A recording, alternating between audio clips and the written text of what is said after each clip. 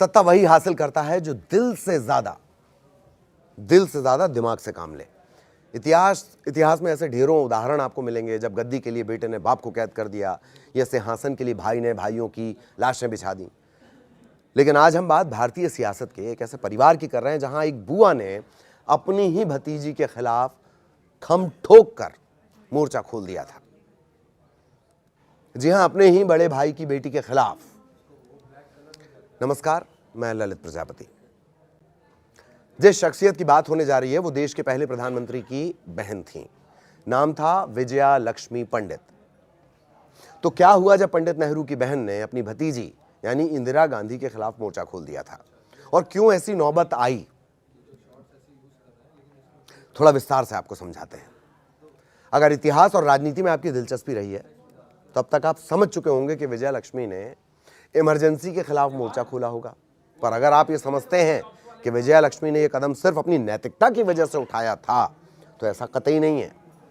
विजया लक्ष्मी और इंदिरा गांधी की जो अदावत थी वो बहुत पुरानी थी। कई जीवनीकारों के मुताबिक इंदिरा गांधी और उनकी बुआ विजया लक्ष्मी के संबंध तभी से खराब हो गए थे जब इंदिरा बहुत छोटी बच्ची थीं। तल्खी की वजह थी इंदिरा की मां कमला नेहरू के प्रति विजया की उपेक्षा, ननद भौजाई। वैसे तो विजया लक्ष्मी अपने बड़े भाई जवाहरलाल नेहरू का बड़ा सम्मान करती थीं, लेकिन 1916 में जब पंडित नेहरू की शादी हुई तभी से जो विजया हैं वो अपनी भाभी कमला को नापसंद करने लगी। विजया लक्ष्मी नहीं बल्कि कमला नेहरू की जो सास थी स्वरूप रानी, उनका भी ये मानना था कि कमला उनके बेटे जवाहर के लायक नहीं है। ऐतिहासिक संस्मरण के मुताबिक कमला नेहरू को नेहरू परिवार में तुरंत या पूर्ण स्वीकार्यता वो कभी नहीं मिली, और इसके पीछे मुख्य रूप से सांस्कृतिक, भाषाई और जीवन शैली के बड़े अंतर थे, लाइफस्टाइल।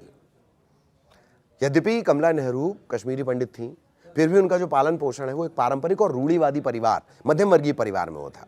जबकि मोतीलाल नेहरू का जो परिवार है वो पूरी तरह से पश्चिमी रंग ढंग में ढला हुआ था। उस दौर में वो मॉडर्न थे। मशहूर लेखिका कैथरीन फ्रैंक ने इंदिरा गांधी की जीवनी Indira the life of Indira Nehru Gandhi में लिखा है कि कमला को परिवार के दूसरे सदस्यों के साथ अंग्रेजी फिल्में देखने के लिए नहीं बुलाया जाता था, क्योंकि उनका कहना था कि कमला की अंग्रेजी बहुत कमजोर थी। चीजें तब और बिगड़ने लगीं जब जवाहरलाल नेहरू को घर से दूर जेलों में लंबे समय तक रहना पड़ता था। इस बीच कमला का स्वास्थ्य भी तेजी से बिगड़ने लगा। कैथरीन फ्रैंक के मुताबिक नेहरू परिवार की महिलाएं थीं स्वरूप रानी, विजया लक्ष्मी और कमला के बीच नेहरू का समय और स्नेह पाने की होड़ सी लगी रहती थी। पंडित नेहरू जीवन की आपाधापी में इतने ज्यादा बिजी थे, व्यस्त थे, कि उन्हें अपनी मां, बहन और पत्नी के बीच के तनावपूर्ण संबंधों की कोई भनक ही नहीं लग पाई थी। पुपुल जयकर ने इंदिरा गांधी की जीवनी में लिखा है कि अचानक विजया लक्ष्मी ने पाया कि एक युवा लड़की ने उनके भाई के बगल में अब तक जो उनकी जगह रहा करती थी वो ले ली है। विजया लक्ष्मी के लिए कमला एक बाहरी व्यक्ति थी। उनकी नजरों में कमला में नेहरू खानदान के घर को संभालने का न तो सलीका था न सलाहियत। स्वाभाविक ही था कि इंदिरा गांधी ने अपनी मां के प्रति अपनी दादी और बुआ के व्यवहार को कभी पसंद नहीं किया। गांधी परिवार पर लिखी गई किताबों के मुताबिक इंदिरा और विजय लक्ष्मी के संबंधों में तल्खी तब और ज्यादा बढ़ गई जब इंदिरा ने फिरोज गांधी से शादी करने का फैसला किया। नेहरू के बाद जब इंदिरा ने अपनी मंशा अपनी बुआओं को बताई तो उन्होंने इसे लेकर अपनी नापसंदी जाहिर की। इंदिरा ने विजय लक्ष्मी पंडित की जो बेटियां हैं चंद्रलेखा और नयनतारा, इनकी अमेरिकी स्कूलों में पढ़ने की भी आलोचना की, खासकर उस समय जब नेहरू परिवार के कई लोग आजादी की लड़ाई लड़ रहे थे और जेलों में थे। नेहरू जी के निधन के बाद यह माना जा रहा था कि इंदिरा गांधी अपने पिता की पारंपरिक फूलपुर सीट से उपचुनाव लड़ेंगी, लेकिन विजया लक्ष्मी भी इसी सीट से संसद पहुंचने की इच्छा रखती थीं। चीन युद्ध के बाद बदले राजनीतिक माहौल को देखते हुए इंदिरा गांधी ने लोकसभा उपचुनाव न लड़कर राज्यसभा के जरिए संसद जाने का फैसला किया। कांग्रेस हाईकमान ने विजया लक्ष्मी को उम्मीदवार बनाया और उन्होंने फूलपुर से 60% वोटों के साथ एक बड़ी जीत दर्ज की। विजया लक्ष्मी की इस धमाकेदार जीत के बाद मीडिया में उन्हें प्रधानमंत्री पद का या फिर लोकसभा स्पीकर का संभावित दावेदार तक बताया जाने लगा। और जब मीडिया में चर्चे होने लगे, रिश्ते खराब होते हैं। इसके चलते दोनों के रिश्तों में कड़वाहट और ज्यादा बढ़ गई।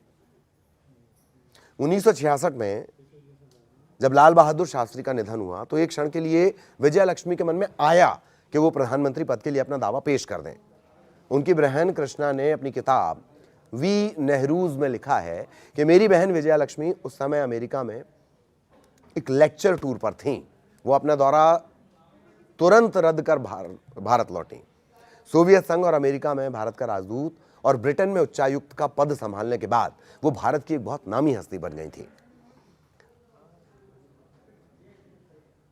किताब में वो लिखती हैं कि मुझे लगता है कि उन्हें लगा कि प्रधानमंत्री बनने के लिए उनके पास एक अच्छा मौका है, लेकिन कामराज ने उनके नाम पर विचार तक नहीं किया।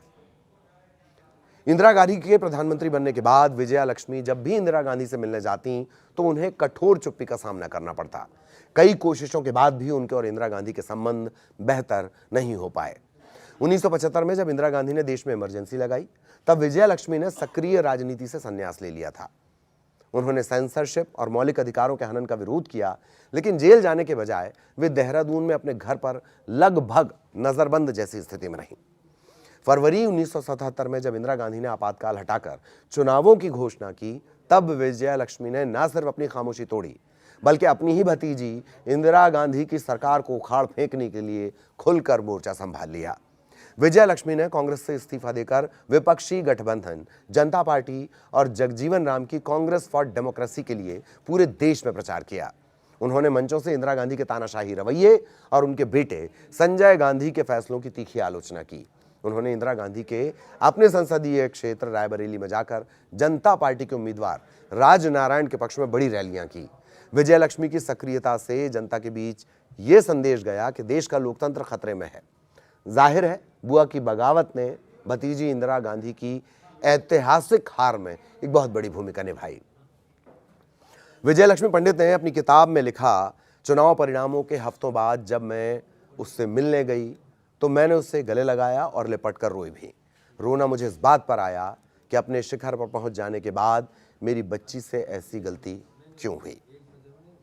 विजया लक्ष्मी के प्रति इंदिरा गांधी में गुस्सा इस हद तक था कि साल 1974 में जब उनके छोटे बेटे संजय की शादी हुई तो उन्होंने विजया लक्ष्मी पंडित को न्योता तक नहीं दिया, कार्ड तक नहीं भेजा, आमंत्रित नहीं किया। विजया लक्ष्मी पंडित का जो निधन है वो 1 दिसंबर 1990 को देहरादून में हुआ। उनके 6 साल पहले ही इंदिरा गांधी की हत्या हो चुकी थी। सचमुच सियासत की राहें बहुत रपटीली होती हैं। यहाँ कब कौन सा कदम गलत पड़ जाए और राजनीतिक करियर दांव पर लग जाए कहा नहीं जा सकता।